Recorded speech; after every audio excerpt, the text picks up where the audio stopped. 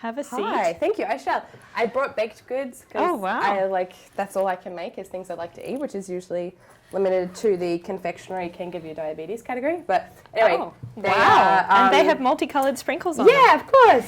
Now, just to let you know, we have a camera up above. Okay. So that can capture the glory. Thank God I didn't wear like a low-cut top. Sprinkle. Otherwise it would be, hey, welcome to tits. Well, I mean, that would help with viewers probably. There's enough of that on the internet, quite frankly. There's enough of it. They are Oreo fudge mint bars. Cool. We can have them for dessert. Yeah.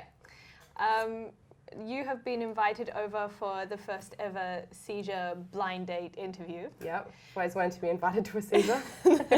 It's very hard to be invited to them because it's hard for people to schedule them. Yeah, this is true. It's a very rare occurrence. Yeah, I know. It feels so fancy. Now, I was going to sit on your side, so... you want to swap seats? We'll do a little swap. Let's. Because that way I can serve you water and... Serve me water. And I can use my phone hidden so secretively under this napkin. That is actually really smart. Do you prefer sparkling or...? I don't mind, honestly. Just any kind of H2O is good with me. I like this magazine setup. Thanks. We've just moved in and we wanted to show off the print magazine that is Seizure because we moved online in 2014 at the beginning of the year.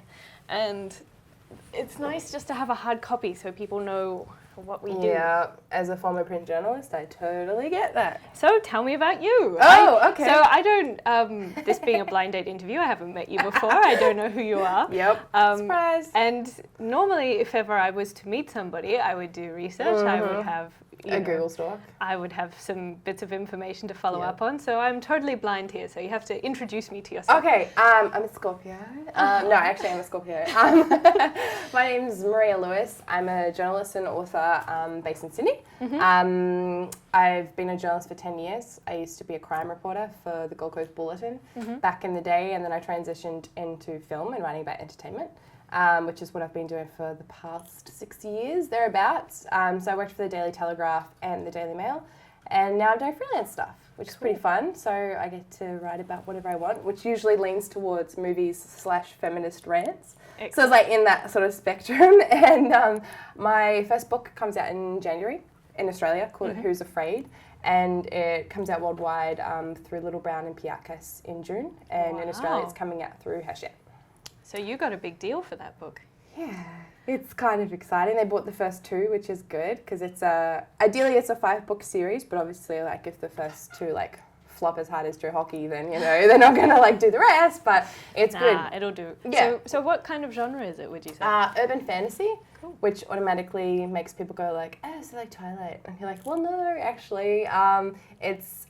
I guess the easiest way to explain it is people who liked True Blood would probably be interested in it because it's urban fantasy for adults. So it's not like creating a whole new universe. It's just like the world we know, but fantastical elements inside it, basically. So a bit like The Passage, maybe? Or? Yeah, a little bit. Yeah, actually, that's probably a pretty good comparison. Although The Passage is amazing, so I don't want to like hype myself up. Well, I can make the comparison. Yeah, right. It's the new Passage, but with werewolves.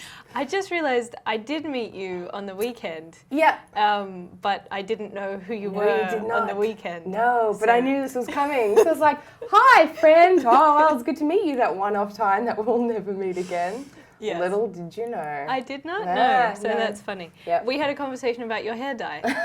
Yeah. Because most conversations end up at the hair dye. Well, it's very vibrant. Oh. Which Thank is you. impressive. My hands are less purple though than the last time I saw you. They are definitely less purple. Still a little bit purple. But yeah, as the dye settles, it's it's less like rubbing on everything. It's just good. So. Now, just to go back to your book for a minute, I was just thinking it was Hachette who published The Passage as well. Yeah. So tell me about how you went from writing a book to getting a major international deal. Stressfully.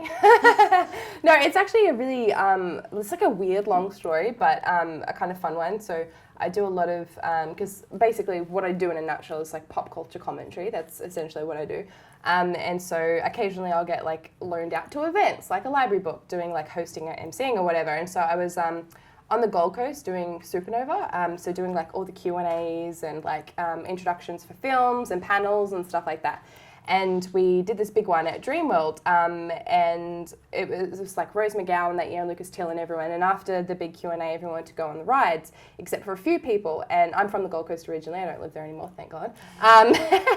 And Tom Taylor, who's a very well-known Australian comic book writer and soon-to-be TV producer with his animated series, he had like a New York Times bestseller with DC's Injustice. And anyway, so he was there with Colin Wilson, who is also a very famous comic book illustrator, drawer, creator.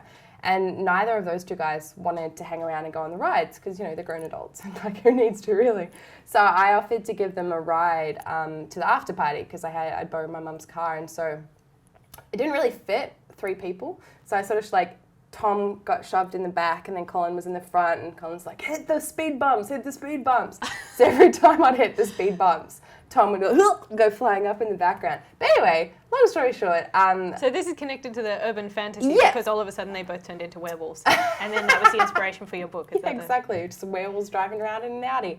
I'd had the manuscript for a while, and it had been done, and I'd sent it out to every Australian literary agency, like a copy of the manuscript, return envelopes, everything. Had no bites, had just like nothing. It's very hard. Like people think, oh, you're a journalist, so you must know people in publishing, but they're completely separate worlds. Mm-hmm. And when you don't have any like celebrity platform to jump off, like, you know, I wasn't a wag or, you know, hadn't shagged a footballer or anything like that. So you didn't have 30,000 Twitter followers. Yeah, exactly. It took me like 6 years to get over 2,000. So I'm like, yeah. But I was talking to them about publishing and books and creating, and I told them that I had this manuscript, and they're like, oh, well, Tom said that, oh, you know, I should introduce you to this agent who's going to be at the after party. She'd kind of, sounds like she'd be perfect for you. And I was like, all right, cool. And so I met her at the after party, and she's like, yeah, cool, come find me on the floor like tomorrow. And I was like, all right, sweet. So the next day I did some Q&As, and then I went and found her, and she's like, oh yeah, we should go have a meeting about it. Is it okay if Costa Zoo comes? And I was like, yeah, I guess. Like, is he into werewolves and stuff? I don't know.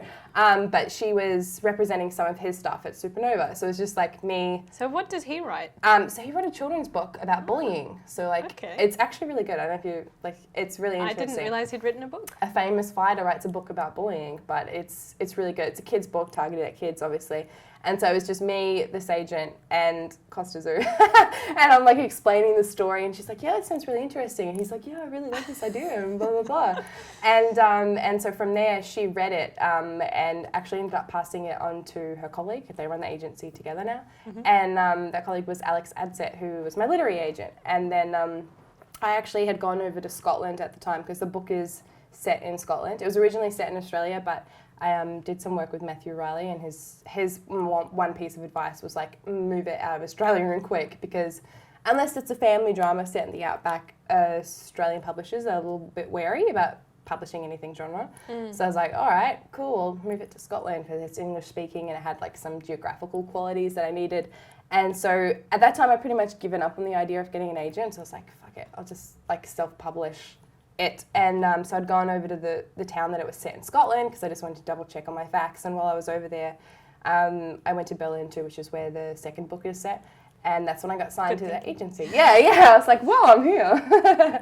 And that's when I got signed to the agency, and then it was almost another year, and I was in New Zealand doing a Lord of the Rings tour, because that's what grown-ups do. As you do. Yeah, and there'd been a few bites of places that had liked the book, or they'd like met their quota for werewolf stories that year, and there's a lot of people that were interested. They're all overseas, not really anyone in Australia. There was a few places like sniffing around, but all of the interest basically seemed to be overseas. And then when I was over there, my agent gave me a call, which was hard to do because the reception and stuff like that was ridiculous. It was in Hobbiton, so. And she's like, Little Brown are really interested. They're going to take it through to acquisitions. And I was like, oh, great. Okay, cool. Well, like I got this far because, you know, acquisitions. So hang on, which Little Brown? Little Brown in the UK. Okay. So acquisitions is kind of like the Hunger Games. So like, you know, 24 books go in, one comes out. So I was like, You feel lucky. Yeah, I'm like, I'm never gonna make it through. Like, no way. The odds be ever in my favor, but that's it. So, and then we found out within 3 days that it had got through acquisitions, and then gone through to their marketing team, and they were like, heck yes. And so I signed the contract the next week, and then Little Brown and Hachette are part of like the same thing. So Hachette in Australia is like the Little Brown affiliate, and yeah, and then that's it. That's all she wrote. Very good. Yeah. I told you it was a long-winded story, so you're probably really sorry that you asked. No, it's a great story. And I think it says some interesting things about the Australian publishing industry, because we, in a lot of ways, we don't value the work that comes out of this country, and we only recognise it as being quality when somebody from overseas says, oh yeah, I like that. Especially genre. I think like dealing a lot with like film and film culture, I've seen how like Ozploitation cinema has been this incredible movement, you know, in the 60s, 70s, 80s that was heralded by overseas as being so important and powerful, and had people like Quentin Tarantino championing it and Jamie Lee Curtis and everything. But then in Australia it was like all this cultural cringe, like, oh no, that ain't for us. We're all like Picnic at the Hanging Rock, you know, which is fantastic and great too. But even now, like you look at some of the films that Screen Australia greenlight, and it's a lot of dramas. It's a lot of like artsy films in the outback, or like, you know, some heroin junkie and stuff like that. And then you have a movie like Wormwood, which comes along, and those guys pretty much had to finance it off their own back, and it does so well overseas, and everyone's talking about it. And or Babadook. Babadook, exactly. It made like $300,000 in Australia, playing at hardly any cinemas, and then it made its entire Australian run back in 5 days in France. So it's so depressing, because Australia has some really fantastic genre filmmakers, and you go across the Tasman and there's New Zealand, which has created a whole industry literally out of nothing. Just one guy being like, I'm going to blow people's heads up with this movie called Bad Taste, and it's going to blow your mind. Yeah. And now they're like filming Avatar there, they film everything there. It's crazy. Yeah. But it's a nice flip side of the coin. Now, before we get carried away with conversation, let's talk food. Now, I'm for it. I have two suggestions. Okay. We're in the heart of Sydney right now, but my favourite two places nearby, there's a Vietnamese place and there is a pizza place. Okay. I like both of those. Out of those two, which would you prefer? Can you tell me their names? Because if one has a humorous name, I'm more likely to go with that. Unfortunately, they're really straight up. Oh, Miss Chu. Oh, no, done. Miss Chu. Okay, oh, my God.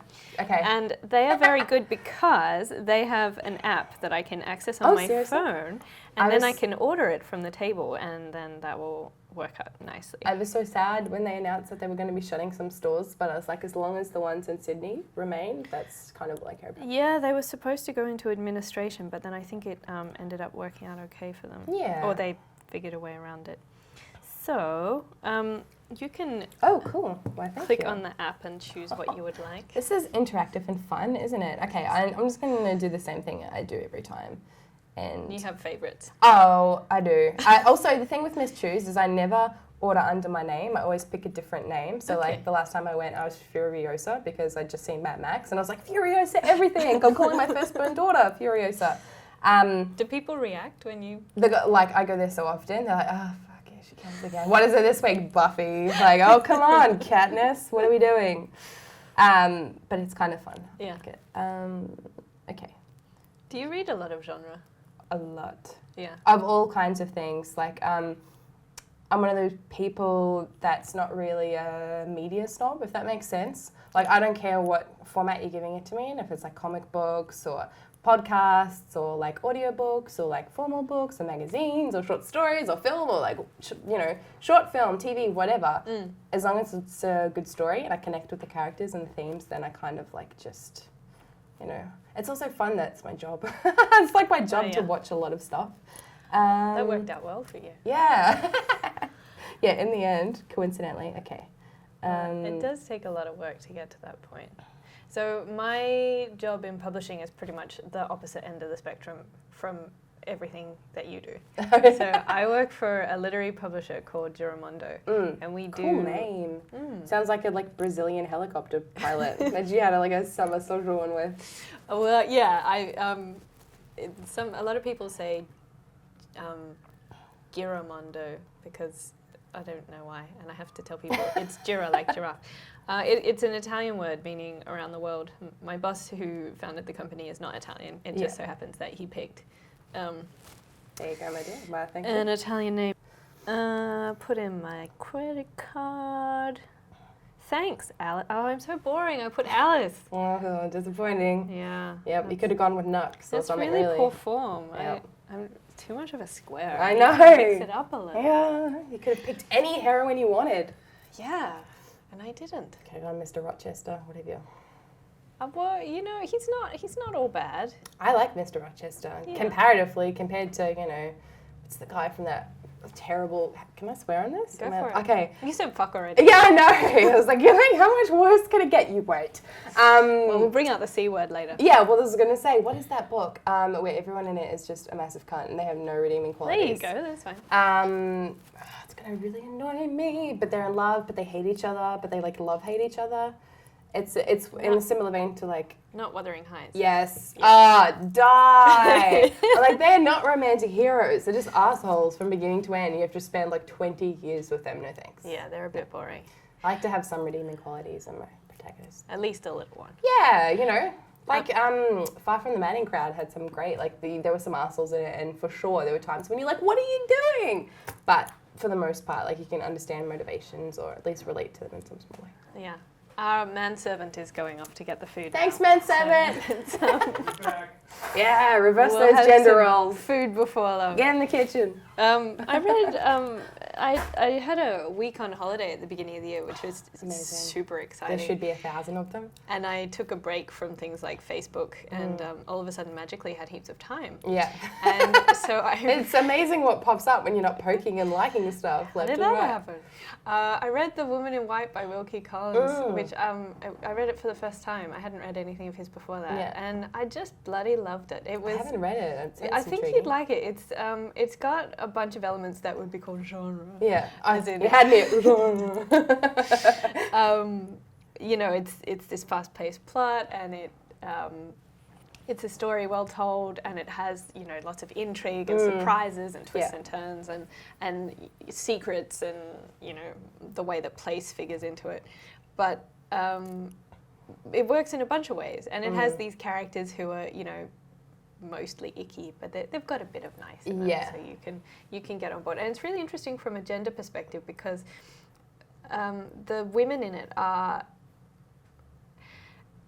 quite kind of powerful, even though they're in weak positions a lot of the time, but they're really clever, and so they figure their way out by themselves. I think that's so important, and like I am a big proponent of this whole idea that, because there's this massive push at the moment in the film world, but in a lot of like television especially as well, to do like this strong female character TM sort of thing at the moment, and I'm a big proponent of the idea that to have a strong female character, you don't necessarily need to give her masculine traits, like being able to be on par with a man physically or like knock a brother out or anything like that. Like sometimes a lot of times a strong female character can be someone in a floral dress who's a librarian. You know, it's not the physical qualities that make a character a strong female character. And saying that my protagonist in Who's Afraid is a physically intimidating female character, but in my defense, that's because I was kind of playing with this whole idea of like lycanthropy and werewolfism and the traits of that, and that sort of like monstrosity of it all only being given to men. It's very rare that you get female werewolves in pop culture, because it's this kind of like, you know, misogynistic, outdated, sexist ideal that females don't have that kind of monstrosity and that they can't be as like physically horrific as that. And that was pretty much the whole reason. I was like, oh man, we don't have like very many female werewolves. Let's see what we can do about that. Those people never played netball, clearly. I know, right? If you've ever played netball, you know how... Seriously, if you like meet a wing defense in a back alley, like it's over. It's tough. I only played for a few seasons on a social team. So it wasn't even, my school had, you know, rankings. Yeah. And I was on the social team. Yeah. And it's still, we were in the bottom rung of our age group. It's a vicious sport. And I would come out of every game with scratches and bruises, and people would knock me over. So, but yeah, anyway, those people have... No, that's true. So when I was a teenager, so like early teens through to my early 20s, I was an amateur professional surf lifesaver and surfer. So I competed for Australia and New Zealand, and then I had a car accident which fucked up my back and meant that I couldn't do like paddling boards and skis and things like that anymore. But that was always a sport that I really liked because you didn't have anyone on paper it's like, oh, okay, well, it's like an individual sport, like no one's going to be like rough and tumbling you, it's just the surf that you've got to be right, and then you get out there and it's like the roughest goddamn sport, you know. I have so many facial scars and like terrible injuries from people just being like crazy vicious, and once you have like crafts and stuff like that thrown into the mix as well, it's you know, a fin chop here, a black eye there. So growing up on the Gold Coast, did you... It was awful. Did you feel as though every moment you just fit in perfectly and it was very comfortable? Don't I look so juicy? You really do. I mean, as soon as you came in, I thought, look at her. She's Queensland, surfer girl. So my natural hair colour is blonde. So, okay. Yeah, so it's quite different from this. It is interesting. Like, it was one of those things, like growing up, so I'm from New Zealand originally, and my family, we moved over and were living on the Gold Coast by the time I was about 7 or 8. And I got involved in surf club stuff, like pretty early, like around that same age. And so that was just kind of the thing. And I got really caught up in school. Like I'm a massive nerd still, but at the time, like I went to primary school and was really naughty, like super naughty, like got suspended twice for all kinds of shit. And so my mum was a single mum, so she worked 2 jobs to send me to a private high school to try and sort me out. And it worked for me, to be honest. I got really invested in school and was like doing debating and drama and like English and all that kind of stuff, as well as doing the sport. And so I never really had any time to like, you know, like party, get wild, drink alcohol out of witches' hats, like the typical Gold Coast upbringing, until I was a little bit older. And then I did it for maybe a year and a half, and I was like, oh, fuck this is not me. And so I don't drink, which I think actually has a lot to do with growing up on the Gold Coast and there not being like a social drinking culture. Like people drink to get messed up and end up on all fours vomiting over the Supre dress. So it was kind of like that put me off super early. But yeah, I didn't really notice it until I left high school because I was just had my head down and it was not a thing. And I was really lucky. I had a cool grade at school where everybody got on. There were no cliques. Like, no way. It was amazing. Like, you know, it's just like you hear all these stories about people's horrific high school experiences, and everyone in my grade was pretty awesome. Like, the science nerds, if you will, got on really well with like the surfer dudes, and the surfer dudes got on with the surfer girls, and it was pretty good. And then it was when I left school, and I graduated from school when I was a little bit younger, because that's just how it is in Queensland. You're super smart.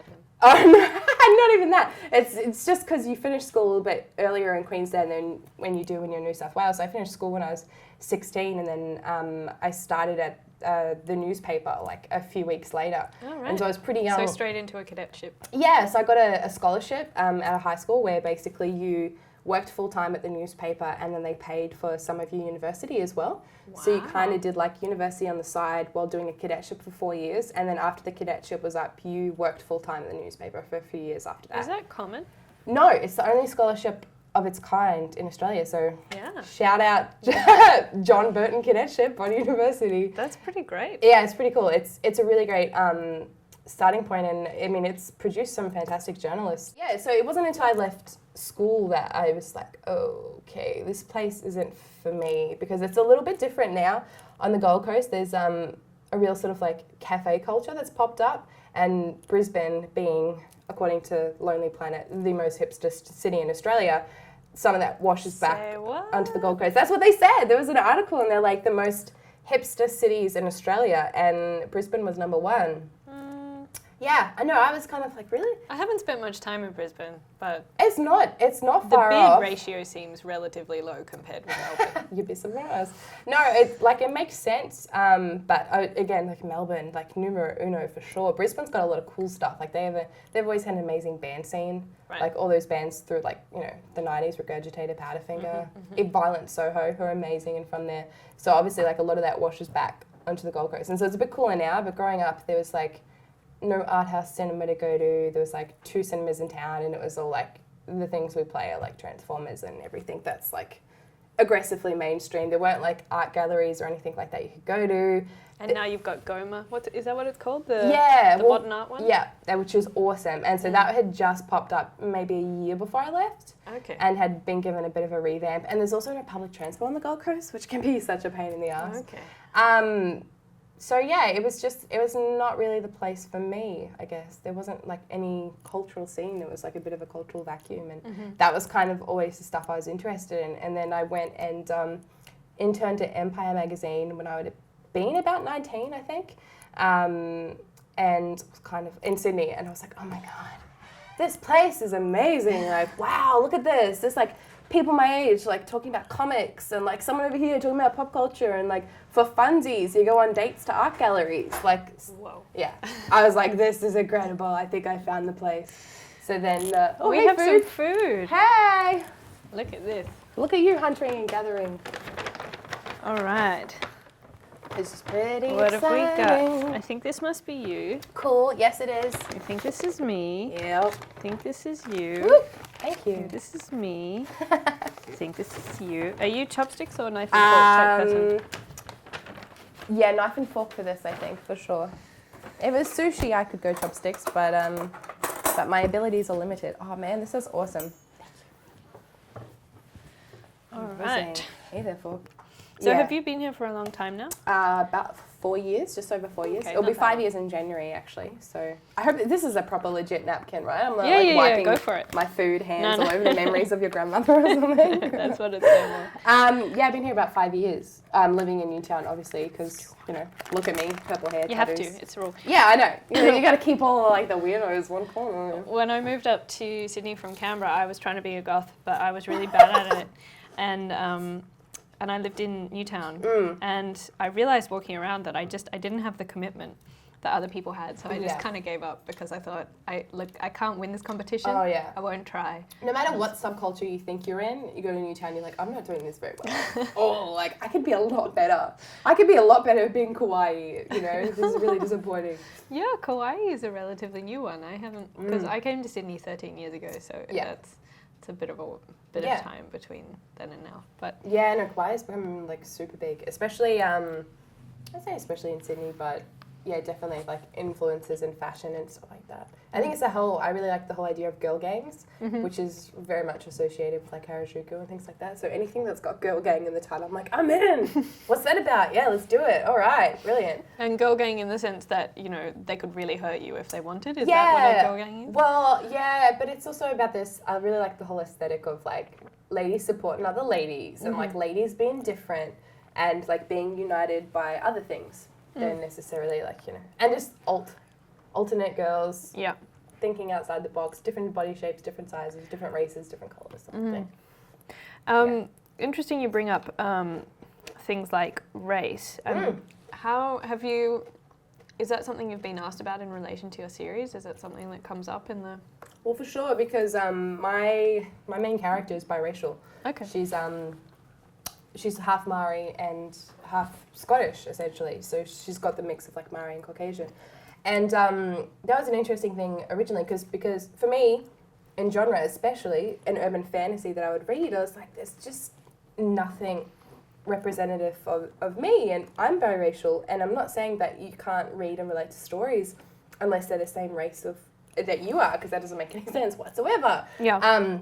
Harry Potter wouldn't be this massive success if it's a little white British boy with glasses. But I just wanted to see some diversity, and I was just so sick of seeing the same type of woman, and that was size 8, white-skinned, red-headed usually, like loves to read, usually on the younger end of the spectrum, and I kind of wanted to see a heroine that was not only representative physically of all the thousands of different possibilities I saw out in the street every single day, and that you see every single day in cities, and especially in places like Scotland. Like, people think it's only white people, but it's not. It's a super diverse country. It has a lot of Nigerian immigrants. It has a lot of Indian immigrants. It has a lot of diversity, almost as diverse as a place like Australia, even though we're pretty racist as a country. But, that's another discussion. Yeah, we are.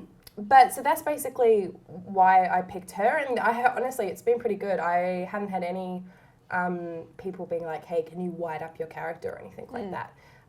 Which has been good. There was one sort of vague suggestion from a different publisher, and I was just like, it's not negotiable. Yeah. It's just not I understand I'm a debut author, and there's always things that you have to sacrifice to get your story over the line.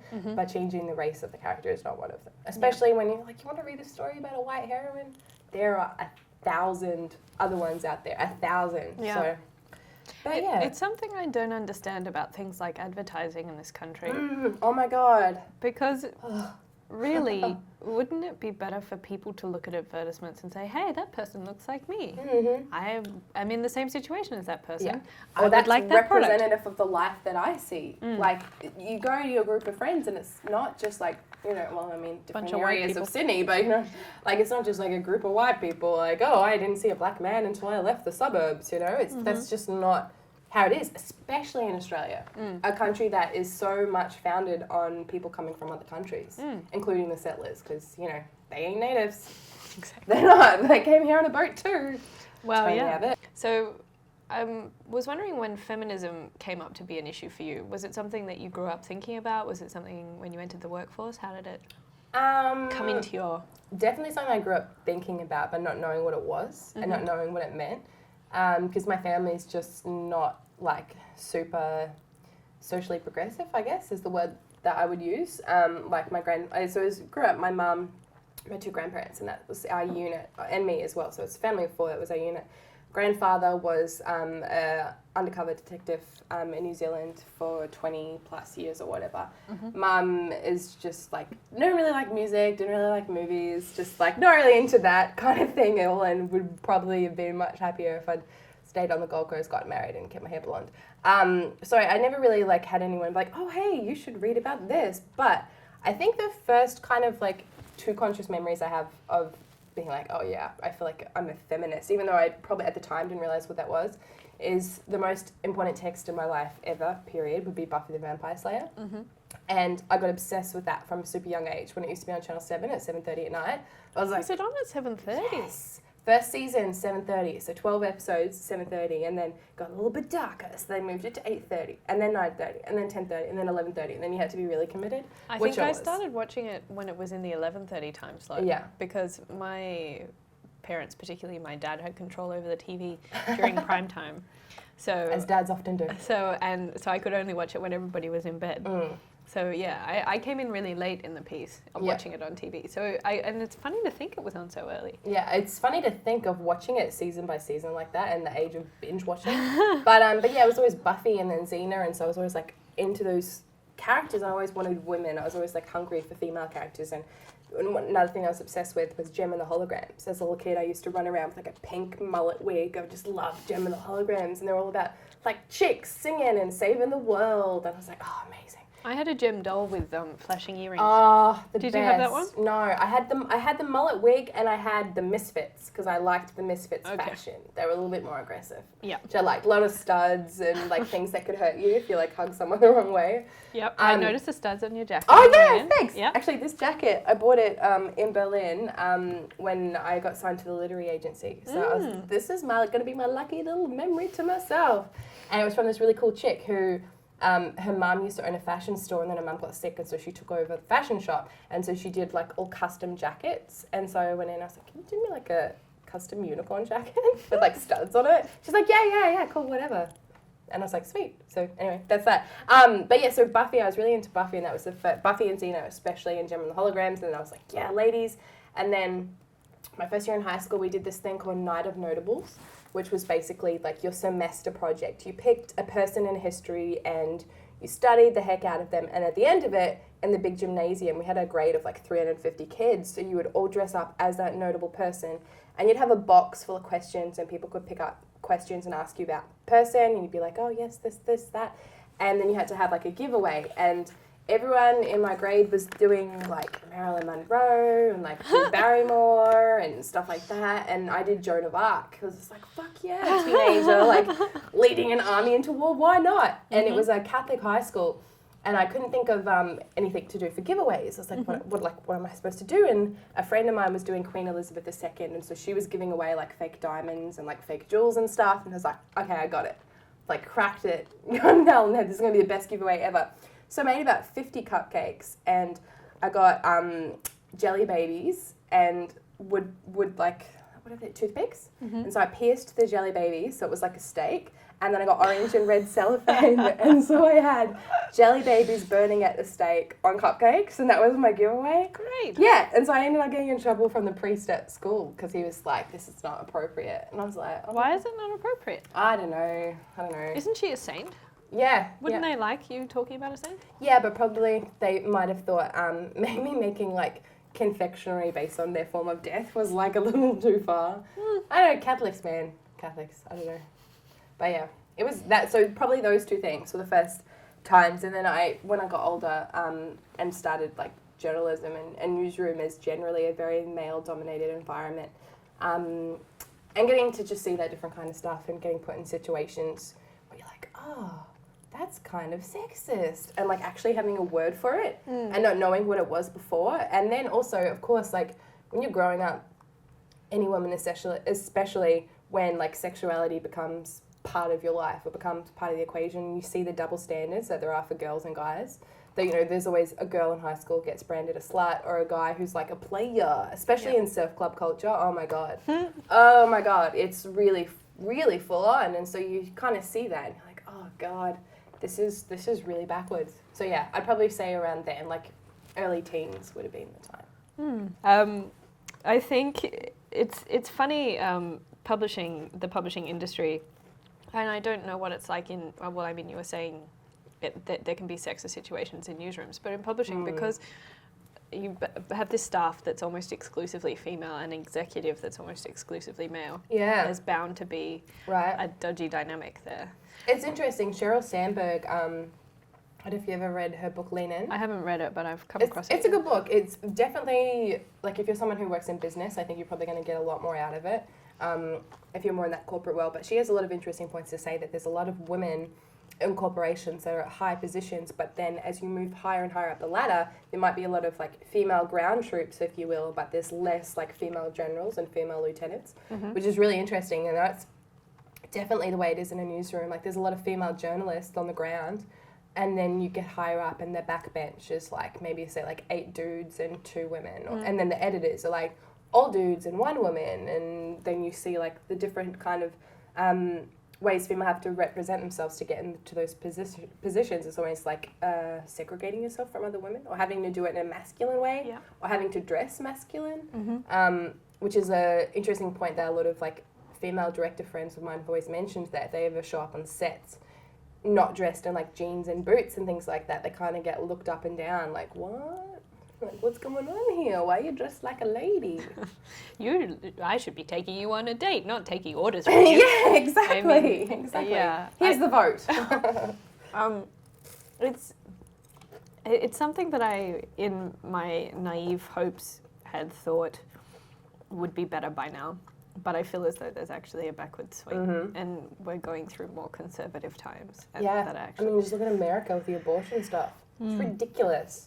Like, ridiculous. There's a bunch of, like, grey-haired men who are like, hey there, I see you with your uterus. Let me tell you what to do with it. I'm like, no, you don't get to have a say in what somebody does with their reproductive bits. I'm like, I'm sorry, have you suffered having a period for 15, 16 years?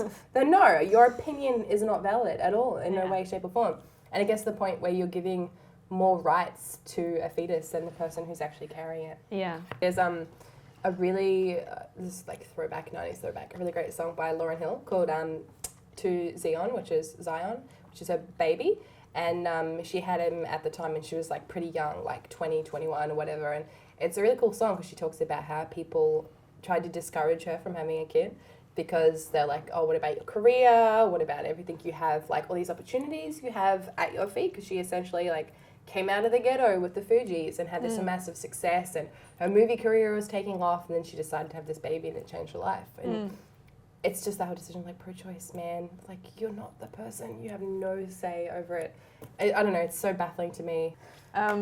Do you, when you write articles and things, do you get people coming at you online or Twitter or wherever else? Yeah, especially in the past few years, and that's become really popular.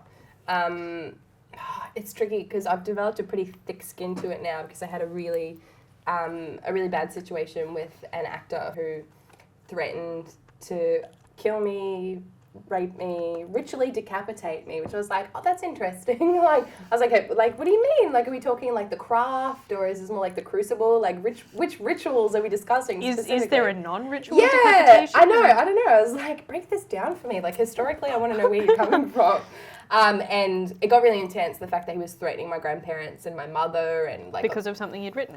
Yeah, because of a story I'd written. I was working for News Limited at the time. They had to look at hiring security because he'd threatened to show up to an event, and it got to the point where he was calling the police and setting them to my house at midnight for 3 nights in a row, with the instructions that there's going to be a violent act with Maria Lewis at this time at this place for 3 nights in a row. And I was living with 2 19-year-old girls at the time, and so the 3 of us were like baseball bats, hockey sticks, sleeping in the same bed for 3 nights. That was such a bad time and such a bad experience, and that was essentially my first kind of experience of any sort of like trolling or whatever. And so everything since then, I've just been like, oh, you think I'm a bitch, do you? Oh no, like that's terrible. I can't even handle it. Yeah, exactly. And most of the people who reach out to attack me online for stuff, they're not based in Australia, they're usually based in America.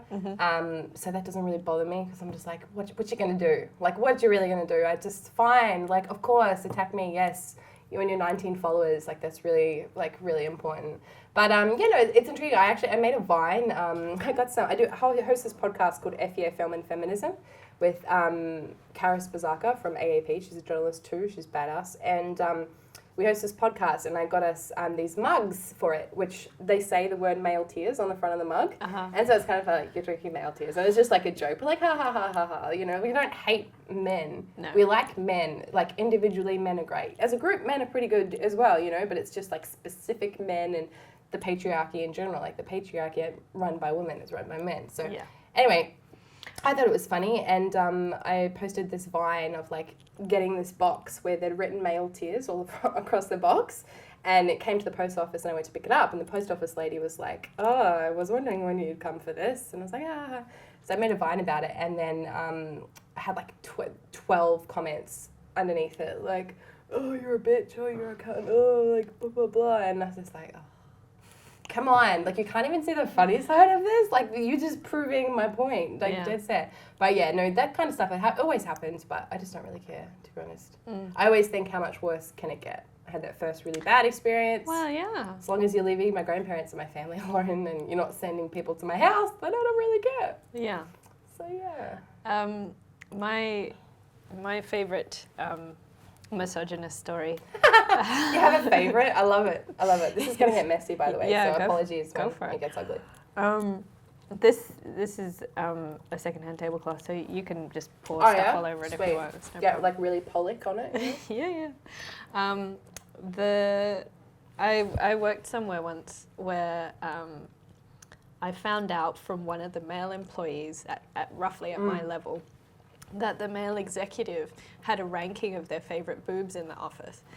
And whenever a new female employee started, they had to figure out where in the hierarchy she and her boobs went. Oh my God. And when I found this out, I didn't know how to respond. I was very tempted to cut your boobs off and throw him at his face. Have them. Yeah, how do you like the hierarchy now? I'm an Amazon. I didn't rank very highly on the list as well, so you know. So it was a bogus list, obviously. So in a like misogynist view, you were angry at this list not because it was sexist, but because you weren't ranked highly enough. Oh yeah, probably that would be how they would see it.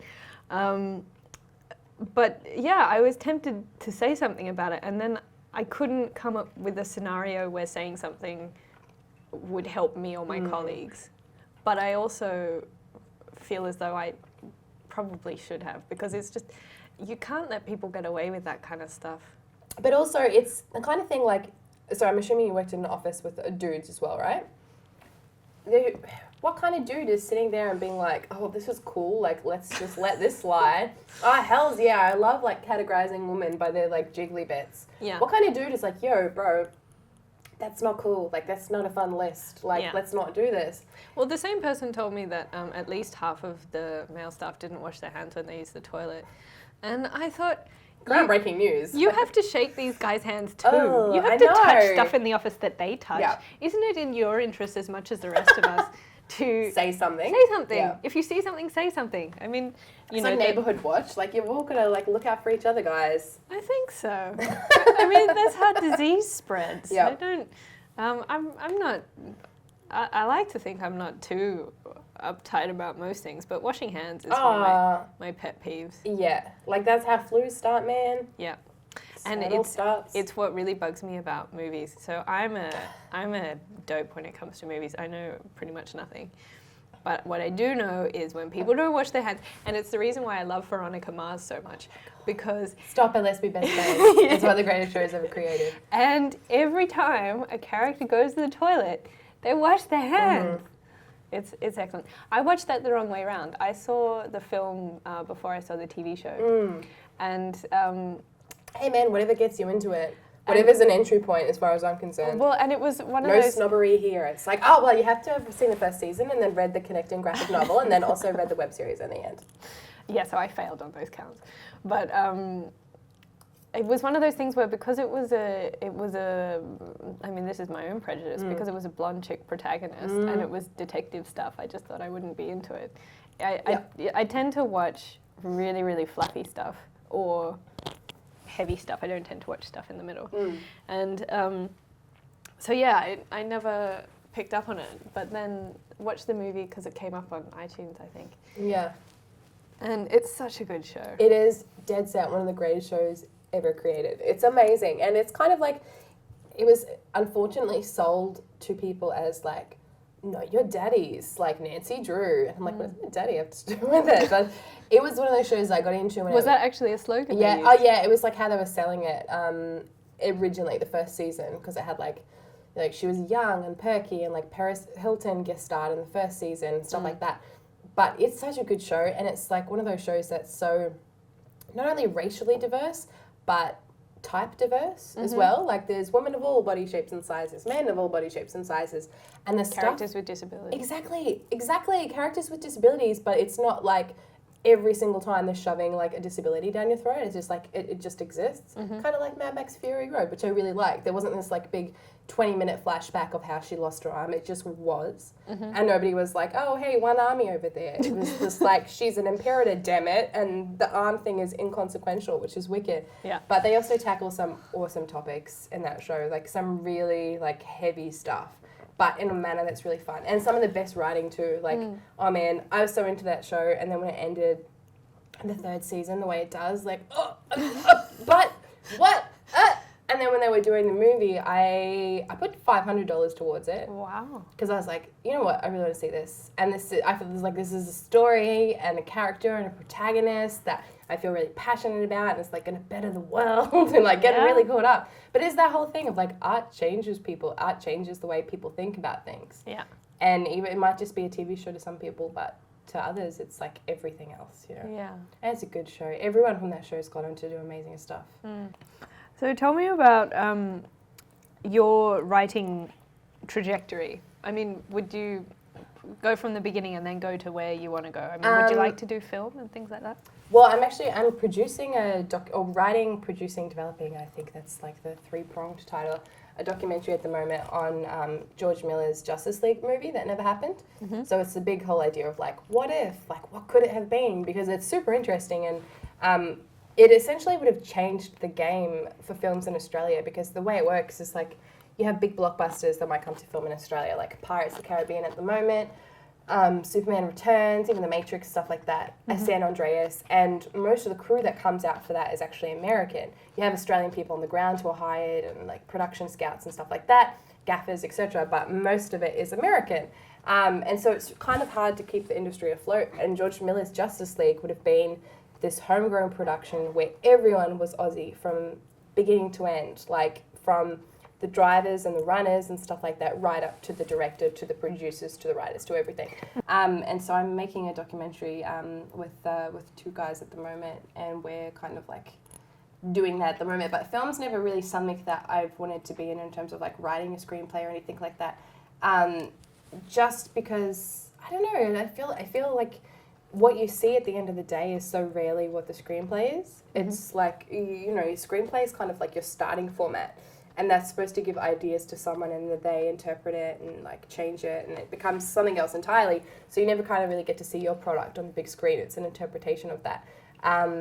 But documentary really works for me and for the stuff I do, because it's essentially just research and interviewing people, and that's what I've been doing for like a decade. So it kind of makes sense, and it's also a better narrative structure to what I'm used to working in, where the story is already there and you just have to uncover it and like get the pieces to the puzzle.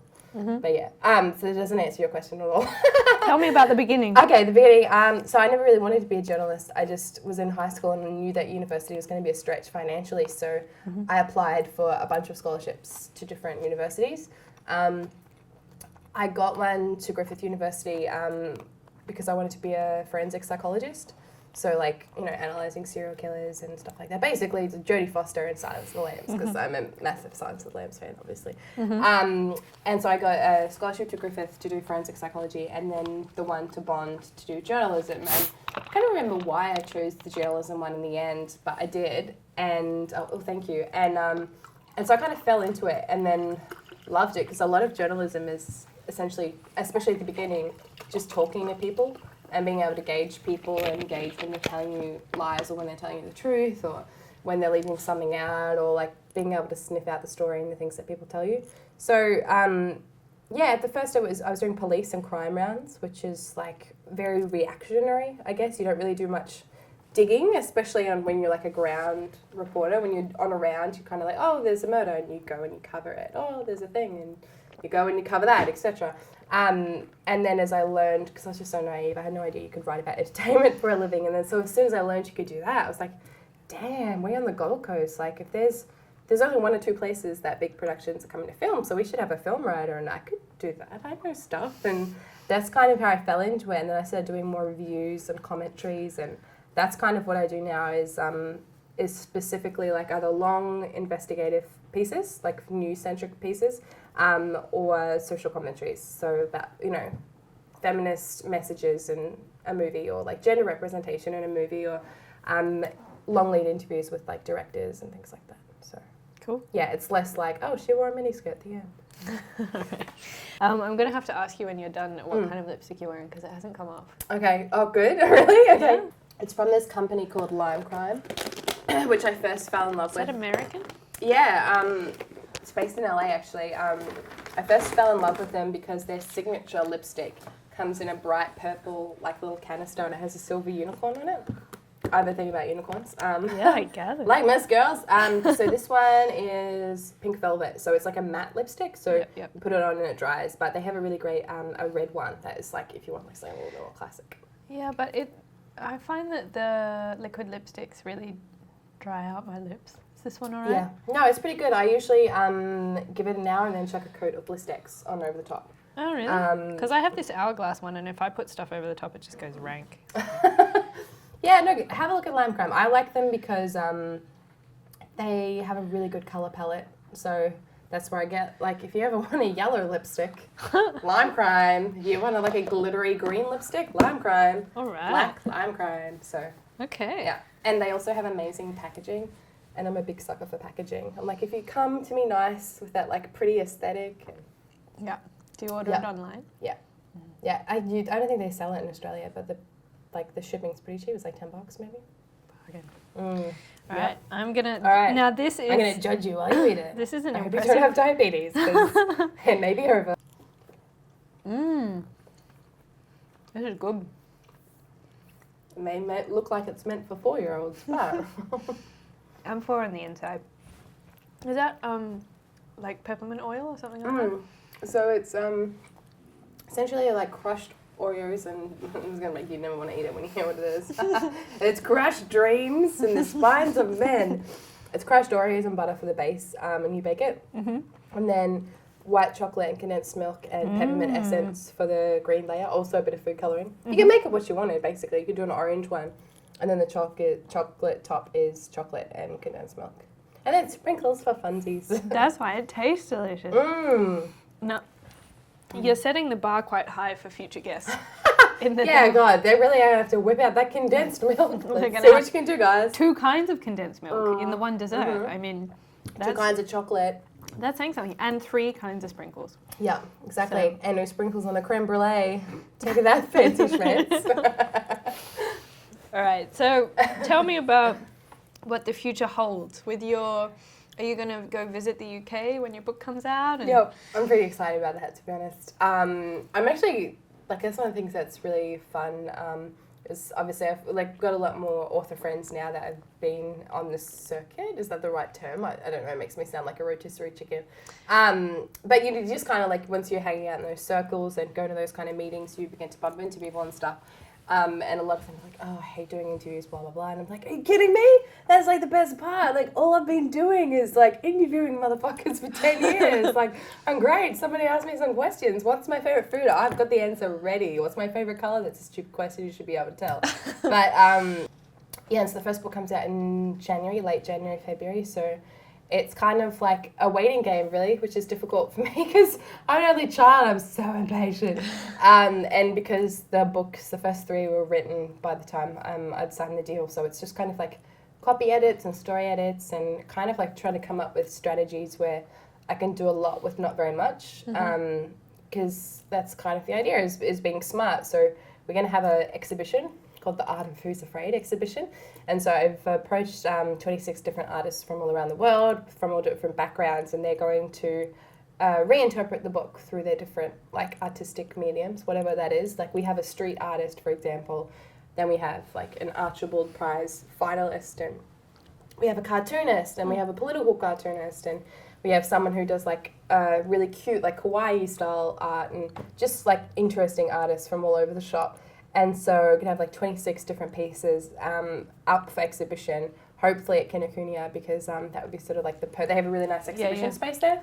And so hopefully that's going to be a way to get people interested in the book that mightn't be interested in it before, because there'll be artists that they follow online or whatever, and they'll get to see them like doing a thing, and then they can go and look at the art, and then also maybe buy the book. That'd be a really nice place. Thank you. Cheers. So yeah, that's pretty much what the future holds for me in terms of Who's Afraid stuff. There's a few other things in the works, but I can't really talk about. And what are the second and third books called? Wow, that's a good question. So I thought it was so smart. Called the first book Who's Afraid, because I was like, yeah, like that's kind of like a cool title. It also kind of alludes to like Who's Afraid of the Big Bad Wolf, and like my friend Bridie that I mentioned earlier, we both came up with it because she was like the first reader of the book. And like, Who's Afraid of Virginia Woolf, and so it's that whole feminist stuff coming in as well. So yeah, it was like we just thought it was the best title ever. And the second one, we're like, oh, amazing. Who's Afraid 2? Like TOO. Like, oh, cracked the code. But 5 books. You get to the third one. Like, what do you call it? Like, who's still afraid last summer? Yeah. You know, it's like, oh. And then the fourth one is like, oh. So we're not quite sure what, because there might have to be the second book title might have to be tweaked to fit the third, hopefully a fourth and fifth. So, and also you get series titles as well. So it's, the main character's name's Tommy Grayson. So it might be the Tommy Grayson series, or like the Scottish Werewolf series, or who knows. Scottish Berlin / South American / Russian. Maori / New Zealand / who knows werewolf series. So yeah, it's basically just a waiting game now.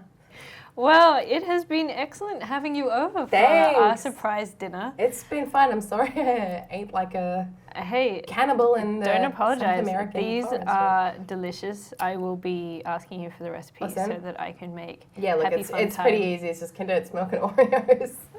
I can do that. I recommend storing them in the fridge. Just they hold their form a little bit better, unless you like goopy sweets. All right, fridge it is. And I might do a little bit of an outro now. What do we reckon?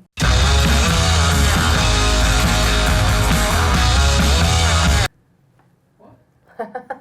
Don't break the fourth wall. Don't break the fourth wall. What fourth wall? We've been so fucking quiet.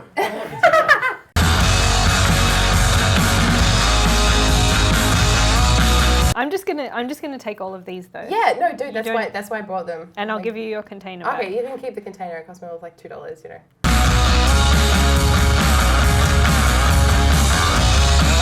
Get out of my house. Yeah, all right. And thank you for coming. Sorry, I've like mischewed. I'm gonna have to. Don't worry about it. I'm just gonna have to show your wonderful jacket to the camera for a minute. All right, cool.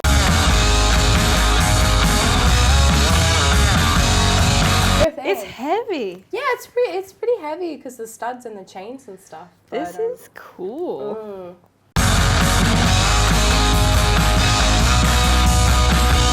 Yeah. Oh, you're gonna put my jacket on for me? Yeah. Oh, that's so nice. We're practically dating now.